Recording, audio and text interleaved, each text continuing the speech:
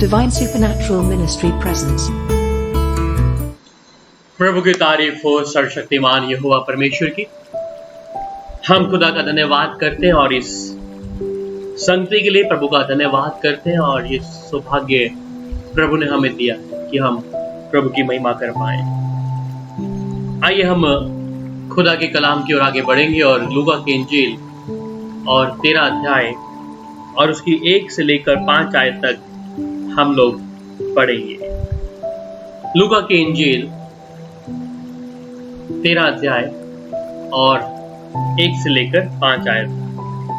उस समय कुछ लोग आ पहुंचे और उसने उन गलीलियों की चर्चा करने लगे जिनका लहू पिलातुस ने उनके ही बलिदानों के साथ मिलाया था।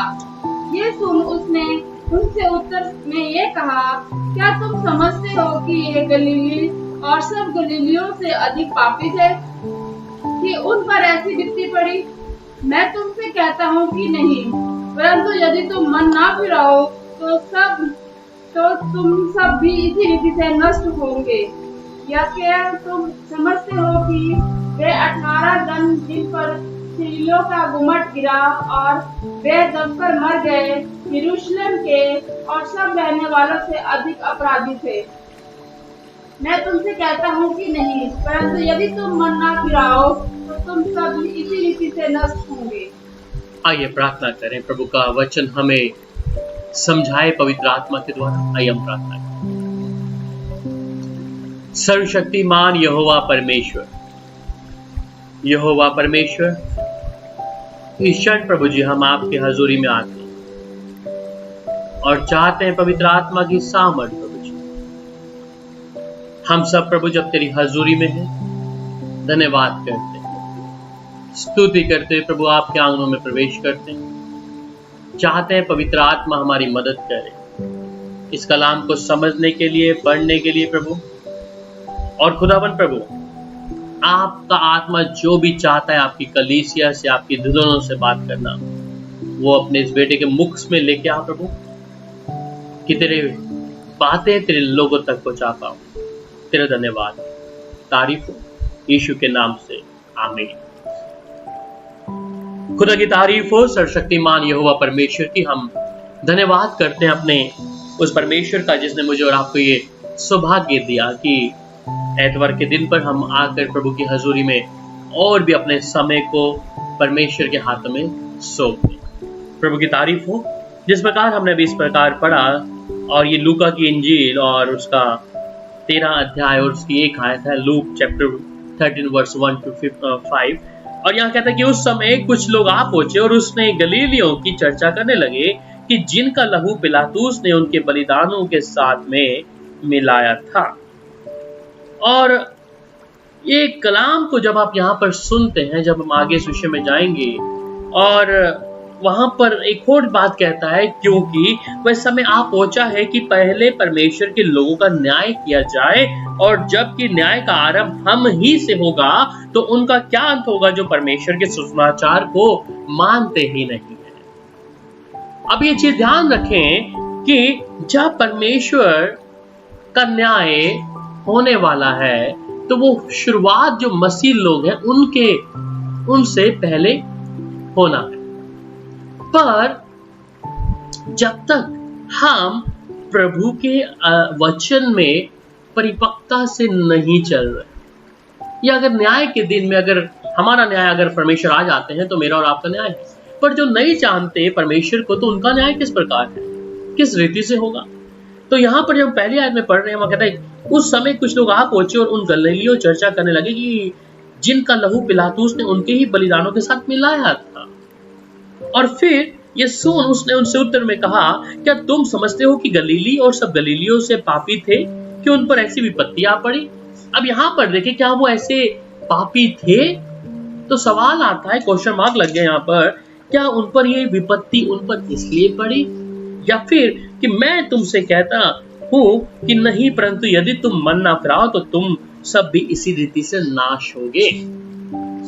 आज दुनिया भर में ISI या फिलिस्तीन, इजराइल या और भी दुनिया के अलग अलग जगहों पर, देशों में क्या है, लोगों को समाप्त किया जा रहा है या मसीही तौर पर लोगों को खत्म किया जा रहा है। संसार में या उसे प्रोसिक्यूशन बोले, सताव बोले, या कुछ अर्जे पहले एक मिशनरी जो चेन्नई मद्रास में आया, और वहां पर भी क्या हुआ कि उसे समाप्त किया। उसके बच्चों को, आपको मालूम है, ब्रिगेड करके नाम उनका है, और उन्हें जिंदा गाड़ी के अंदर जला दिया था। ये सताव अभी से नहीं है, it's from the beginning, starting से। और पिलातुस के बारे में बात कर रहा है कि उसने उन्हीं का खून मिलाकर उन्हीं में मिला दिया। पर यहाँ पर बात हम जो चर्चा कर रहे हैं, वहां कहता है कि मैं तुमसे कहता हूं कि नहीं, परंतु यदि तुम मन ना फिराओ तो तुम सब भी इसी रीति से नाश होगे। ये एक दूसरा पहलू है, सताव अलग पहलू है। अब यहाँ पर है नाश होने का मतलब, और जिन पर मसीह की मोहर नहीं है। वहां पर जब आप 13:5 में पढ़ते हैं तो वहां पर कहता है कि मैं तुमसे कहता हूं कि नहीं, परंतु यदि तुम मन ना फिराओगे तुम इसी रीति से नाश हो जाओगे। मेरे अजीजों, यहाँ पर मन फिराने की बात आ रही है। अब मन फिराना किसको है? मन फिराना किसको है, ये मुझे और आपको क्या जान लेना। अगर मन नहीं फिरा है परमेश्वर के लिए, परमेश्वर के वचन के लिए, तो आज मुझे आवश्यकता है कि मैं क्या करूं, सच में मन फिरा लूं, प्रभु के अनुसार अपने जीवन को क्या करूं, जी लूं। मैं परमेश्वर के साथ में मन फिराकर क्या करूं, उसके साथ एक समझौता, एक, इसे समझौता नहीं बोलूंगा, सॉरी मेरे मुंह से निकला, इसे मैं बोलूंगा संबंध। समझौता तो होता है कि चलो मानना पड़ेगा, अगर मरना है, अगर एक जुबान पे आए तो इसका अर्थ भी बता दूं कि अगर समझौता कर रहा हूं तो मैं समझौता इसलिए कर रहा हूं परमेश्वर के साथ में कि मुझ पर कोई विपत्ति नहीं आएगी। तो समझौता ना करे, संबंध बनाए और मन फिराए उस परमेश्वर के चरणों में आकर, उस परमेश्वर के जिसने मुझे और आपको परमेश्वर के राज्य में आने के लिए ये बहुमूल्य अवसर दिया है। वहां पर यशाया जब आप पढ़ते हैं उसकी 18 अध्याय उसकी 30 आयत में, सॉरी इज़ेकिएल 18:30 में क्या कहता है वहां पर?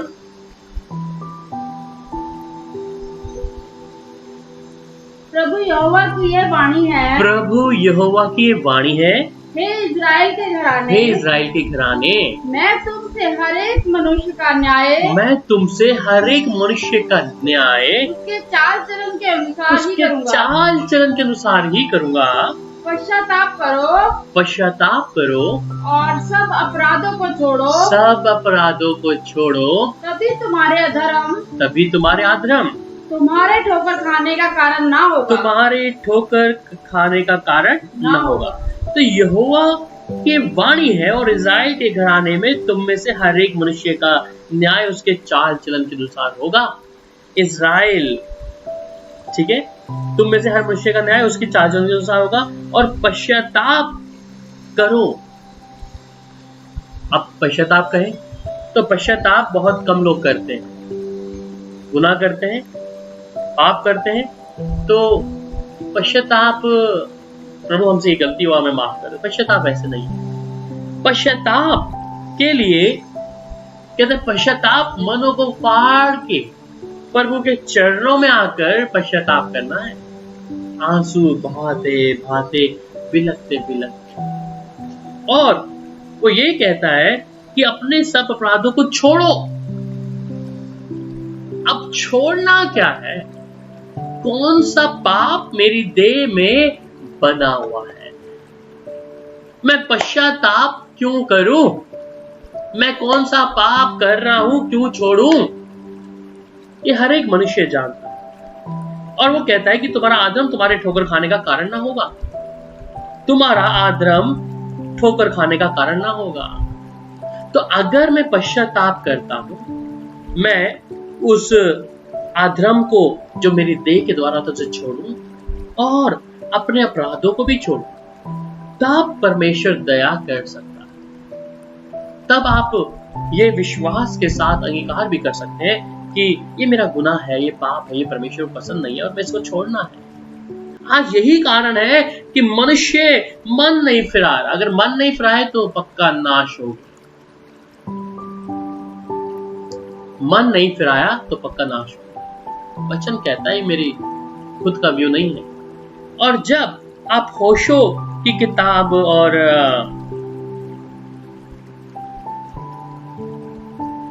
12:6 पढ़ते, वहां कहता है, इसलिए तू अपने परमेश्वर की ओर फिर, कृपा और न्याय के काम करता रहे और अपने परमेश्वर की बाट निरंतर जोता रहे।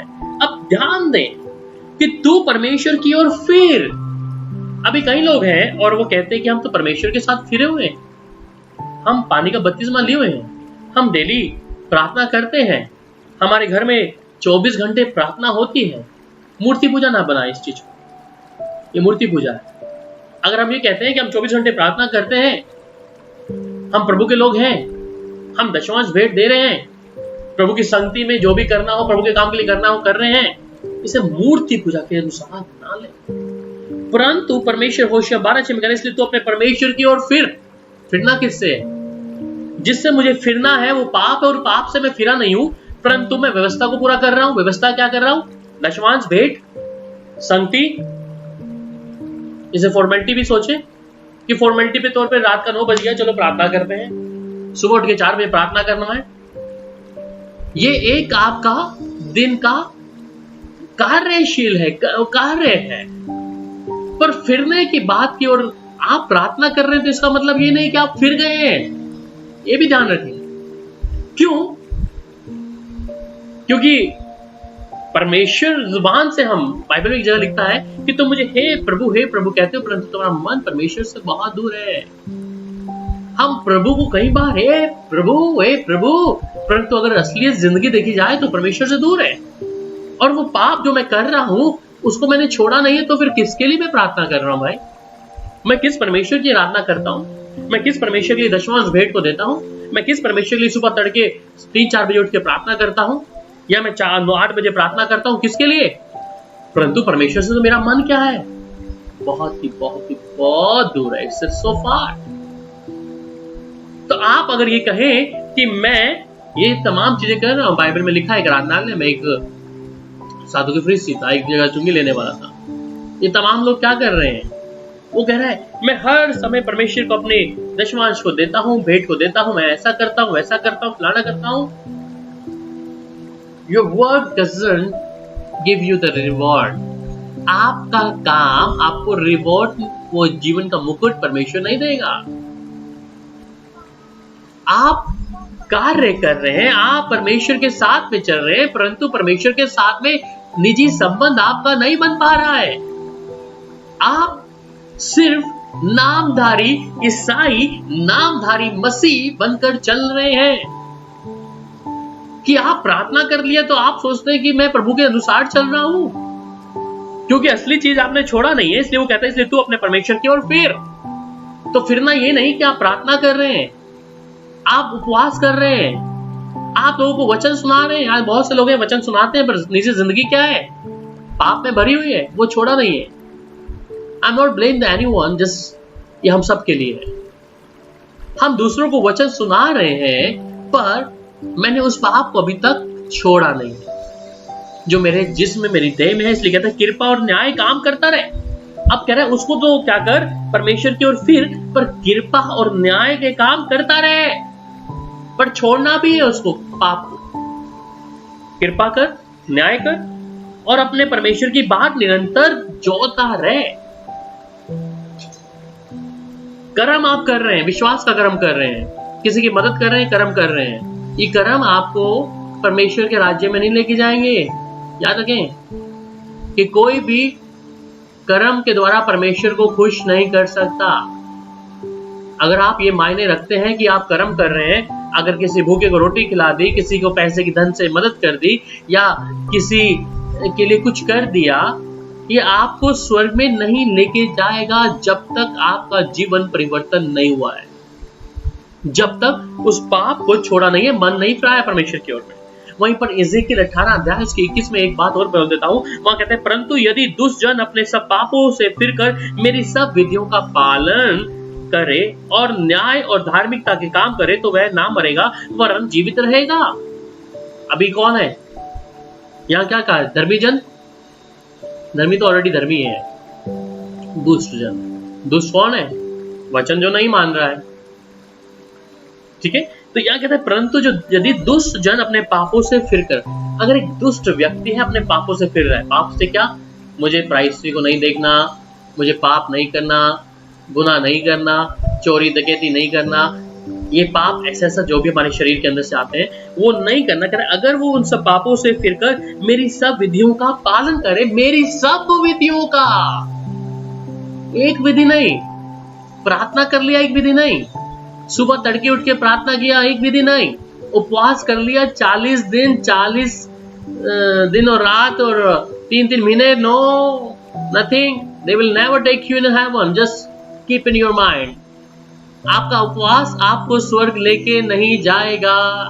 परमेश्वर को कोई फर्क नहीं पड़ता कोई भूखा रहे या वैसा रहे, जब तक आपका ये नहीं बदला दिल। तो एक दुष्ट जन जब अपने सब पापों से फिरकर और मेरी सब विधियों का, मेरी सब विधियां मतलब जो परमेश्वर की विधियां हैं वो सब का पालन करे तो, और न्याय और धार्मिकता का काम करे तो वह ना मरेगा।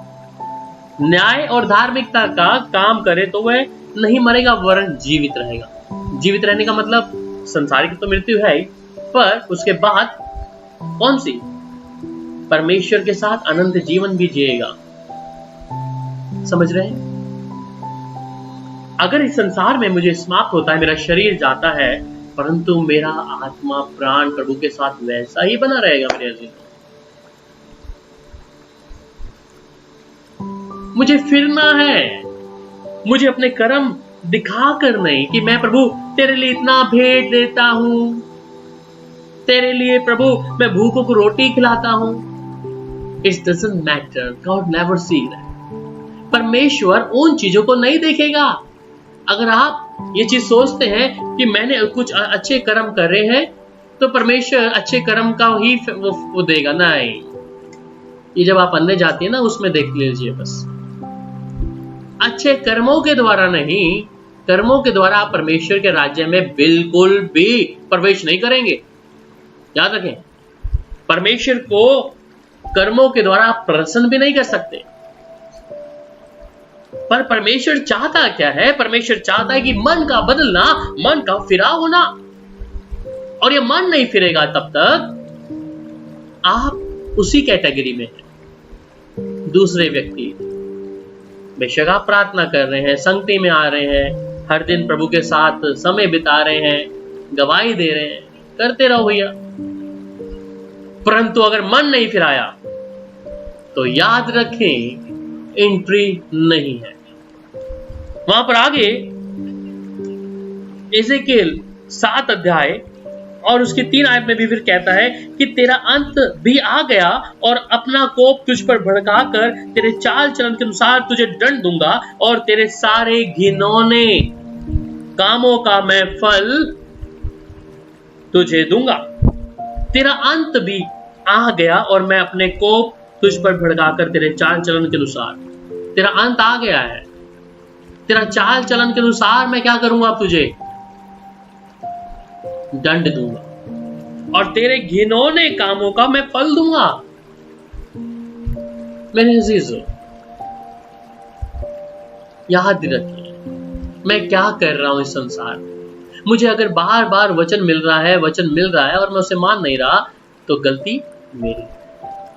आज परमेश्वर शायद मुझसे और आपसे इसलिए बात कर रहा है कि मन फिराओ या नाश हो जाओ, रिपेंट और डिसीव्ड। ठीक है, ये निर्णय लेना पड़ेगा। जितने लोग ऑनलाइन सुन रहे हैं, देख रहे हैं, कानों में प्रभु का वचन जा रहा है, मन फिराओ, मन फिरा लो या तो फिर क्या करो? नाश हो जाओ। और नाश संसारिक तौर पे तो होंगे ही, परंतु परमेश्वर के घर में, राज्य में जाने की जगह भी नहीं मिलेगी। याद रहे इस बात।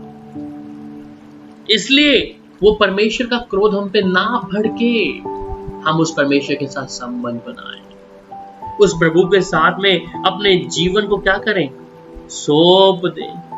वहीं पर इज़ेकिएल की किताब और उसका 33 अध्याय और उसकी 20 आयत को भी पढ़ लेंगे।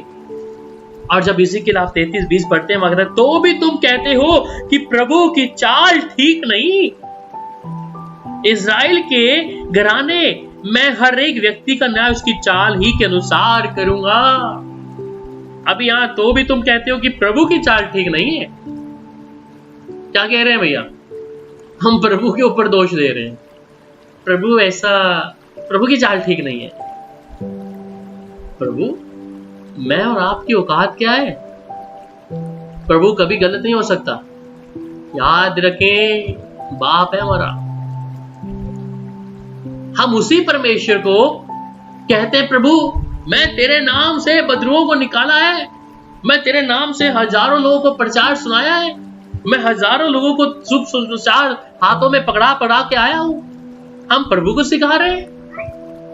हम सिर्फ अपने इस कर्म को दिखाकर प्रभु को कह रहे हैं कि प्रभु मैं तेरे लिए ये किया है। प्रभु कहते, तू कौन है? तू कौन है? मैं तुझे नहीं जानता।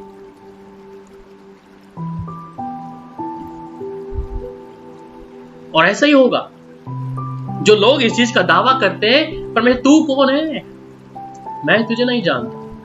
वो कहेगा, प्रभु मैंने तेरे नाम से इतने लोगों को प्रचार किया है, मैंने इतने लोगों को सुसमाचार किया है, मैंने तेरे भवन को बनाने के लिए ऐसा पैसा धन दिया है, तू कौन है? हम प्रभु के ऊपर कहते तो भी कहते हैं कि प्रभु की चाल ठीक नहीं है।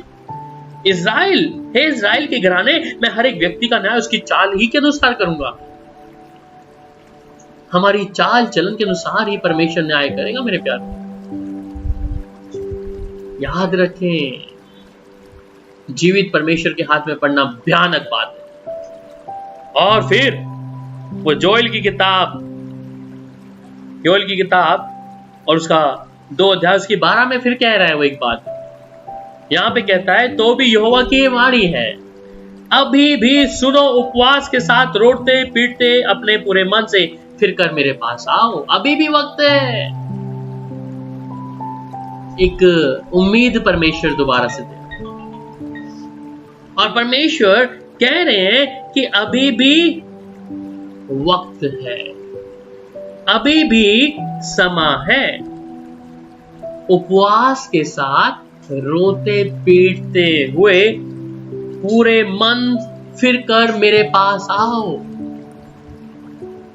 रोते पीटते मन फिराकर परमेश्वर के पास आए। हम हैं क्या? किस पर घमंड करते हैं हम लोग? आपके इस रंग रूप के ऊपर, आपकी अच्छी देह के ऊपर, आपके धन के ऊपर, आपके पास बहुत सारी प्रॉपर्टी है, धन है, गाड़ियां हैं, किसके ऊपर घमंड करते हैं? सुंदरता के ऊपर? किसके ऊपर? मुझे बताएं, क्या है आपका? क्या है आपका? ये शरीर भी आपका नहीं है, एक दिन छोड़ना पड़ेगा, इस शरीर को छोड़ना पड़ेगा। इसलिए फिर वो आगे इस बात को क्लियर करता है सबोदेशक की किताब में 12-14 में, क्योंकि परमेश्वर सब कामों और सब गुप्त बातों का, चाहे वे भली है बुरी है, न्याय करेगा। आपने भली बातों को या बुरी बातें जो आपके जीवन के द्वारा है, परमेश्वर उन सब का क्या करेगा? न्याय करेगा। कौन सी बातें हैं, कौन सी चीजें हैं? परमेश्वर उन सब बातों का न्याय करने वाला यहोवा परमेश्वर क्या करेगा? सबको जांचेगा, क्या भली है क्या बुरी है, उन सब बातों का न्याय परमेश्वर करेगा। सिर्फ पानी का डुबकी लेके नहीं, आपका चढ़ावा चढ़ाने के अनुसार नहीं, आपका संगति करना ही नहीं, आपने उन चीजों को छोड़ा है क्या नहीं, तब परमेश्वर न्याय के दिन आपके सामने दिखाएगा, देख मेरी बेटी, देख मेरे बेटे, तेरे उन मैले चितड़े कामों को देख। तू एक तरफ तेरा जीवन तू दिखाता है पवित्रता की ओर, और दूसरी ओर तेरा चेहरा क्या है, तेरे गुप्त के काम क्या है। क्या ऐसा उसके सामने खड़ा होना चाहेंगे? ये दुनिया नाश हो रही है, लोग नाश हो रहे हैं, प्रभु का भारी क्रोध उनके ऊपर आ गया है। वचन कहता है आज्ञा ना मानने वालों के ऊपर परमेश्वर का क्रोध बना है।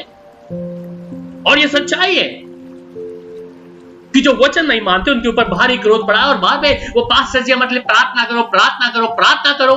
क्या प्रार्थना करें तुम्हारे लिए? तुम्हारा जीवन प्रभु के अनुसार ठीक नहीं है, तुम प्रार्थना के विषय में बात करते हो।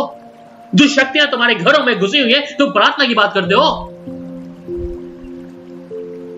प्रभु के साथ मेरा वचन चलने का, वचन मानने का दिल नहीं है, प्रार्थना की बात करते हो। मूर्त बना दिया है पास्टर को। जीवन वचन के अनुसार है नहीं और मूर्त बना दिया पादरी को। याद रखें, ये आपके कर्म परमेश्वर के घर में ले जाने के लायक नहीं होंगे आप लोग। वो कहता है क्योंकि परमेश्वर सब कामों और सब गुप्त बातों का, चाहे वह भली है या बुरी है, उन सब का न्याय करेगा। जो अच्छा किया तो भी और बुरा किया तो भी। और फिर ये मत सोचे कि तराजू लेके परमेश्वर खड़ा है, कौन सा पलड़ा भारी है। अगर अच्छाई किए और अच्छाई कम है और काम आप गंदे करें तो उसको बराबर तोल लेगा, वो अच्छी मेजरमेंट ले आएगा? नेवर। वो जिस जगह से आप निकले ना, वहां पर सोचते होंगे आप। परंतु परमेश्वर के घर के आने के लिए, परमेश्वर के राज्य में जाने के लिए, इन तमाम चीजों को परमेश्वर जांचेगा काम के अनुसार।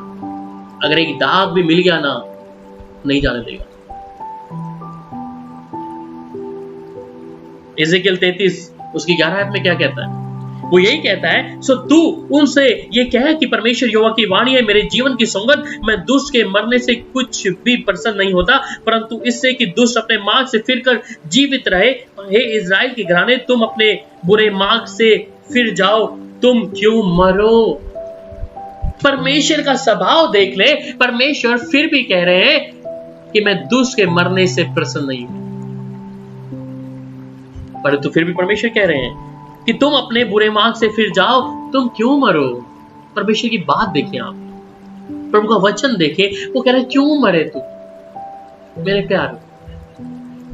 प्रभु के हाथ में अपने जीवन को सौंप, देरी ना करें। अगर आप ये सोच के चलते हैं कि मैं खुदा का कलाम को पढ़ती हूं, सुबह तड़के, रात को तड़के, हर दिन पढ़ती हूं, चलती हूं, तो मेरा जीवन तर जाएगा। छोड़ना पड़ेगा पाप के सब, मन फिराना पड़ेगा परमेश्वर के पास। ये कर्म आपको परमेश्वर के घर में लेके नहीं जाएंगे। घर के अंदर जाने के लिए पवित्र, शुद्ध होना पड़ेगा, मन को फिराना पड़ेगा, तो वह मांग ले। और फिर वो आगे क्या कहता है? मत्ती 3:8, सो मन फिराओ के योग्य फल लाओ।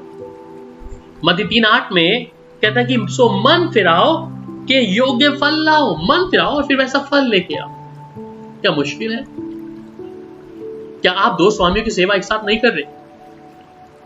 आज मसीह लोग कहते हैं कि हम परेशानी में हैं, दुख में हैं, तकलीफ में हैं, वगैरह वगैरह। कारण पूरी तौर से वचन को यहां जगह नहीं दी, मन नहीं फिराया। इसी कारण वो पाप का स्वभाव उनके जीवन में निरंतर निरंतर निरंतर बना हुआ है। कल एक बहन का फोन आया, 2 साल पहले भी बदरू ने पकड़ा था, अभी भी बदरू ने पकड़ा है। पास्टर जी प्रार्थना कर दो। वो दुष्शक्ति तो आपके बारे में बोलती, आपके विषय में बोलती, मैं बोलने को, वो दुष्ट हमारे बारे में बोलता ही है, परंतु तुमने मन नहीं फिराया।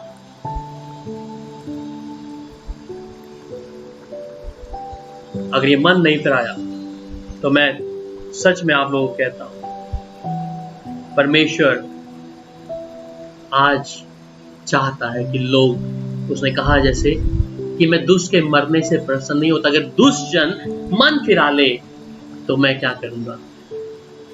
मैं दया करूंगा। मैं उस मनुष्य के ऊपर दया करूंगा अगर मनुष्य मन फिरा लेता। मेरे अजीजों, एक आखिरी वचन पढ़कर हम लोग समाप्त करेंगे और इसे प्रकाशित वाक्य 2 अध्याय और उसकी 21 आयत। मैंने उसको मन फिराने के लिए अवसर दिया, पर वे अपने व्यभिचार से मन फिराना नहीं चाहती। तो परमेश्वर का कलाम यहाँ पे कहता है मैंने अवसर दिया, परंतु उसने मन नहीं फिराया। मेरे प्यारों, परमेश्वर के घर में जाने के लिए अपने मन को फिराना जरूरी है। परमेश्वर के साथ में एक चित होना जरूरी है। अगर ये मन नहीं फिराया तो वाकई में वो दुष्ट हम पर कब्जा कर रहा है और हमें परमेश्वर के वचन से दूर कर रहा है। इसलिए आप कर्म कर रहे हैं, कर्म के साथ साथ धर्म और न्याय के काम भी आप कर रहे हैं, परंतु मन फिराएं, छुटकारा पाएं। और जैसे आप मन फिराएंगे, परमेश्वर आपके जीवन में, आपके परिवारों में दया करेंगे। प्रभु आपको बरकत और आशीष दे। आइए प्रार्थना करें। सर्वशक्तिमान यहोवा परमेश्वर, आपकी तारीफ हो। यहोवा परमेश्वर, तेरे कलाम के लिए हम धन्यवाद करते हैं। स्तुति के योग्य प्रभु आपका धन्यवाद करते हैं। आपके बेटा बेटियों को प्रभु आज के कलाम के मध्यस्थ प्रभु छुटकारा दे प्रभु जी। आपका आत्मा इसी समय स्पर्श करे प्रभु जी। मेरे भाई बहन इस समय जहां पर भी हैं प्रभु, अगर वो कर्म कर रहे हैं परंतु मन नहीं फिराया प्रभु जी, ये 2 स्वामियों की सेवा है। इसलिए प्रभु मन फिराए, अपने पाप के, व्यभिचार से, चोरी के, ठगी के, झूठ आत्मा के, ऐसी जो मनुष्य के भीतर से आता है उससे छुटकारा पाएं, तो सच में परमेश्वर के राज्य में प्रभु प्रवेश कर पाएंगे। इस समय दुनिया के हर एक कोने में प्रभु जहां पर भी है, where they are, O Lord, and that the world where they are watching in the online, O Lord, bless them and break every bondage of the Satan, those work done in their life, O Lord. प्रभु इसी समय दुष्ट के सारे प्रभावों को इनके जीवन से प्रभु तोड़ दे प्रभु जी। तेरे वचन पर विश्वास लाए, और वचन कहता है तुम सत्य को जानोगे, सत्य तुम्हें आजाद कर देगा। जहां परमेश्वर का आत्मा है वहां पर स्वतंत्रता है। प्रभु जी आपका धन्यवाद हो प्रभु, आपकी तारीफ हो। यहोवा परमेश्वर, हम सबको आपके लहू में छिपाते हैं, यीशु के सामर्थी नाम में, आमीन। अब हमारे पिता परमेश्वर का अनुग्रह और प्रभु यीशु मसीह का प्रेम और पवित्र आत्मा की सहभागिता अब से लेकर सदा तक बनी रहे, आमीन। सबको शालोम। प्रभु आपको बरकत और आशीष दे। आज का वचन आपके जीवन में सच में जब आप छुटकारे को देखेंगे और जब मन फिराएंगे, और प्रभु दया करना चाहता है, प्रभु दया करना चाहता है आपके परिवारों पर, घरों पर। सबको शालोम। प्रभु में बने रहे।